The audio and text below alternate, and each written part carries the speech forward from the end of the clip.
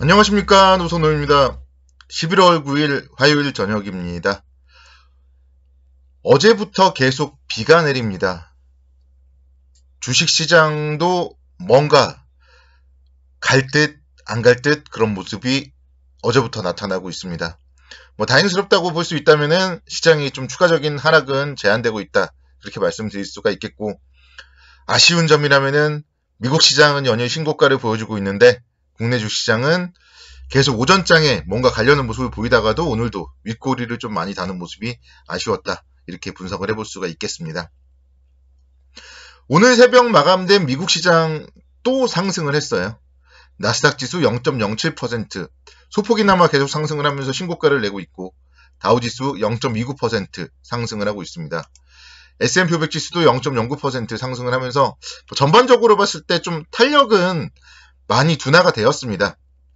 그렇지만 그래도 계속 상승을 하고 있다는 점, 인프라 법안 통과 소식 이런 부분들이 호재로서 작용을 했고, 그러면서 이제 소비자 관련주들 같은 경우 그동안 좀 많이 상승을 했다가 조금 쉬고 나머지 업종들이 상승을 했습니다. AMD가 페이스북에 메타버스 관련 칩을 공급했다는 소식에 10% 정도 급등을 했고, 그리고 마이크론이 모처럼 2%대 강세, 그리고 US 스틸이라든가 캐터필러 이런 경기 민감주들도 급등을 하는 모습을 보였습니다. 그래서 미국 시장도 결국은 돌아가면서 상승을 하고 있다, 이렇게 말씀을 드릴 수가 있겠고요.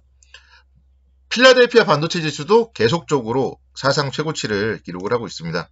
필라델피아 반도체 지수 1.25% 상승을 했어요. 그래서 앞서서 다른 다우, 나스닥, S&P 500 지수는 상승폭이 미미했는데 필라델피아 반도체 지수는 1.25% 상승을 했다. 이런 부분은 사실 긍정적인데, 그러니까 반도체 관련주에 긍정적인데 우리 시장에는 좀 그렇게 영향을 미치지 못하지 않았나, 이렇게 말씀드릴 수가 있겠습니다. 국내 주시장은 오늘 장중에 오전장에 0.9%까지 상승폭을 키우기도 했어요. 오전장에. 그런데 또 그게 끝이었던 거죠. 오전장에 상당히 좋은 모습을 보였는데 또 그게 끝이어서 또 제자리로 돌아와서 보합권에서 관망하는 그런 모습을 보였습니다. 중국과 미국의 물가지표 발표를 앞두고 좀 시장이 관망세를 보였다, 이런 분석이 있습니다. 내일 오전에 중국의 10월 소비자 생산자 물가지수 발표가 예정되어 있고, 또 이제 10일 밤, 미국 시간으로 10일 밤에 미국의 소비자 물가지수 발표가 있습니다. 그래서 이 물가지표 발표도 상당히 중요한 부분이기 때문에 인플레이션 관련하여서 좀 살펴봐야 된다. 그래서 시장이 관망했다, 이렇게 말씀드릴 수가 있겠고, 파월 FED 의장, 파월 연준 의장의 연임 관련된 불확실성도 좀 시장에 부각되는 모습입니다. 바이든 대통령이 지난주에 파월 의장을 면담을 했다고 해요. 그래서 시장에서는 지금 바이든 대통령이 파월 의장을 재지명할 가능성에 좀 무게를 두고 있는데, 만약에 파월 의장을 재지명한다면은 이거는 악재는 아니죠. 계속적으로 정책의 연속성이 있을 테니까요. 근데 만약에 연준 의장이 바뀐다, 이렇게 된다면은 또 연준의 이런 정책들이 바뀔 수가 있기 때문에 그 부분, 파월 연준 의장의 연임 관련된 부분도 좀 앞으로 살펴봐야 될 이슈다, 이렇게 말씀드릴 수가 있겠습니다. 그런데 이제 전반적으로 봤을 때 사실 미국 시장은 지금 물가지표라든가 연준 의장 연임 이런 소식 관련 이슈들이 있지만 당장 바로 악재는 아니에요. 그래서 미국 시장 같은 경우는 좀 짧은 단계 급등에 따른 조정은 있을지언정 당분간 랠리가 좀 지속되지 않을까, 그런 기대감을 가져봅니다. 중국과 관련되어서도 오늘 조금 악재들이 좀 해소되는 모습을 보였어요. 중국 헝다그룹이 디폴트 위기 극복을 위해서 1억 4,500만 달러를 확보했다, 이런 소식이 전해졌고, 그러면서 이제 중국의 부동산 관련 부도 이슈 이런 부분들도 다소 완화되는 그런 모습을 보였습니다. 그래서 지금 시장도, 국내 주시장도요, 어제랑 오늘 뭔가 좀 바닥을 다져가는 모습이다, 바닥을 잡아가는 모습이다, 이렇게 말씀드릴 수가 있겠습니다. 어제도 아랫꼬리를 달렸고요. 오늘은 윗꼬리를 달면서 한번 좀 21선 돌파 시도 나오는 모습이었어요. 그래서 이런 모습들, 시장이 여기서 좀 빠른 시일 내에 3,000선만 안착을 해준다면은 3,100선까지 상승 가능성이 좀 열려있다, 그렇게 계속적으로 좀 기대감을 가져보는데, 여기서 근데 만약에 반전의 좀 실마리를 찾지 못할 경우에는 시장이 더 힘들 수도 있다. 그래서 여기서 정말 반등을 해주는 게 중요하다. 그렇게 말씀드릴 수가 있겠습니다.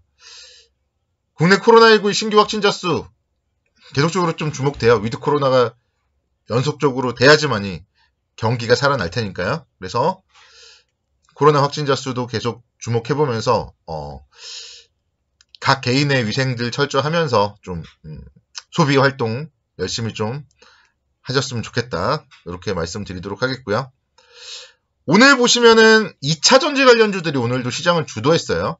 SKC가 4% 상승을 하면서 17만 9천 원대 기록을 했습니다. 뭐 최근에 보면은 탄소 배출 규제라든가 여러 가지 부분들이 있기 때문에 결국은 2차 전지 섹터는 우상향 추세를 이어갈 것이다. 그런 분석이 많습니다. 자동차 아무래도 계속적으로 전기차로 바뀔 거고요. 뭐 더해서 뭐 수소차까지도 연결이 될 거예요. 그래서 그런 부분들 2차 전지 섹터 SKC가 좀 안정적인 움직임 보여주고 있죠. 21선 위에 올라탄 이후에 안정적인 움직임. 뭐 그렇다면은 충분히 전고점 수준 뭐 20만 원 정도까지는 올라갈 여력이 있겠다. 이렇게 말씀드릴 수가 있겠고 건설 기계 관련된 종목들이 상당히 좋았어요. 두산 밥캣이 오늘 오랜만에 8%대 상승을 하면서 44,250원대 기록을 했습니다. 그러니까 두산 밥캣 같은 경우에도 이 44,000원대 라인이 이렇게 이제 줄을 그어보면은 지난 6월 달에는 지지 라인이었고요. 그리고 8월 달에도 뭔가 버티다가 깨졌던 자리예요. 근데 만약에 이거를 뭐 손절을 할 수도 있겠지만 그냥 버텼어도 결국은 본전은 온다. 어제도 제가 KCC나 뭐 계룡건설이나 이런 걸 보여드렸지만 두산 밥캣도 마찬가지예요. 그래서 지금 시기에는 주식을 손절할 필요가 없다. 좋은 주식을 장기 투자하는 입장, 내 투자 성향이 중장기라고 한다면은 손절할 필요가 없다. 이거를 또 오늘 두산 밥캣이 보여주지 않았나 이렇게 말씀드릴 수가 있겠고 미국의 인프라 정책 관련된 법안이 지금 이제 하원 통과를 했고 이런 부분들이 긍정적인 모멘텀으로 작용을 했잖아요. 그래서 이런 전통적인 인프라 투자에서 건설 기계의 비중 뭐 생각을 해봤을 때 두산 밥캣 같은 경우에 향후에 좀 성장 가능성 높다 이렇게 설명을 드릴 수가 있겠습니다. 이 종목이 이제 4만 원대이기 때문에 조금 낮은 종목을 찾으시는 분들은 DY 파워라는 종목을 찾으면 돼요. 이런 종목들도 지금 사실 엄청나게 많이 빠졌는데 최근에는 더 안 빠지더라고요. 9월, 10월 달에는 더 안 빠져요. 그래서 이 정도에서는 충분히 다시 한번 뭐 한 16,000원까지만 가도 20% 금방 나오죠. 그래서 건설기계 관련된 기업들 좀 관심 있게 지켜보자 이렇게 말씀드리도록 하겠고 더 작은 종목으로 보자면은 대창단조 이런 종목도 들 수가 있겠습니다. 다 건설기계 관련된 기업이에요. 그래서 중소형주기 때문에 사실은 이제 이 호재가 어제 나왔거든요. 주말 동안에 나왔었는데 어제 3%대, 오늘 3%대 이렇게 상승을 했습니다. 그래서 이런 기업들 뭔가 올라갈 만한 이유 모멘텀이 있다. 건설 기계 관련된 업종은 그런 점들을 좀 투자의 포인트로 생각해보면 좋겠다. 이렇게 말씀드리겠습니다. GS가 2.56% 상승을 하면서 44,000원대 움직임 기록을 했습니다. 제가 최근에 이제 정유주들 계속 얘기를 하고 있는데 좀 평일에 SOE 얘기를 많이 했었고 또 일요일 같은 경우에는 SK이노베이션 얘기를 했었고요. 오늘은 GS 2.56% 상승을 했습니다. 3분기 영업이익이 6,370억 원을 기록하면서 시장 기대치를 상회하는 실적을 발표했습니다. 정제마진 상승에 따른 정유 본업이 후실적을 기록했고 또 계속적으로 뭐 GS 홈쇼핑, 인수합병이라든가 이런 부분들 외형 성장이 이루어지는 그런 기업이기 때문에요. GS 좀 중장기적 관점에서 긍정적인 관점 접근 가능하다. 그렇게 말씀드릴 수 있겠습니다. 지금 보면 이제 주가는 또 44,000원대 여기서 단기적으로 21선 돌파하려고 하죠. 그래서 21선 안착하는 흐름이 나온다면은 좀 시장에 긍정적인 모습 미칠 수 있겠다. 그렇게 설명을 드립니다. 뭐 지수에 대해서도 마찬가지예요. 지금 살아있는 섹터들, 제가 좀 언급드리는 섹터들, 또 밸류에이션 매력이 있는 종목들 관심 있게 지켜보시면서 모아나가는 전략 계속적으로 유지하자. 이렇게 오늘도 마무리 전략 세워드리도록 하겠습니다. 감사합니다.